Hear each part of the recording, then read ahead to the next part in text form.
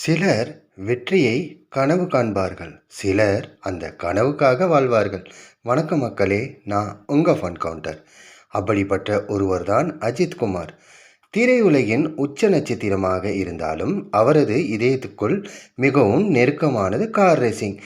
24 மணி நேரம் நீடிக்கும் கடினமான என்ட்ரன்ஸ் ரேஸ், உடல் சோர்வு, மன அழுத்தம், கடும் போட்டி. ஆனால் விடாமுயற்சியை மட்டும் அவர் கைவிடவில்லை.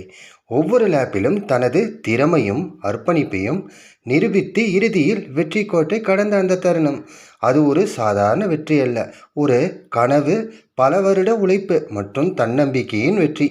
இதுதான் அஜித் குமார், எப்போதும் தனது செயல்களால் ஊக்கமளிக்கும் ஒரு உண்மையான ரேசர். அடுத்த வீடியோவில் பார்க்கலாம். கடினமாக இருக்க மக்களே.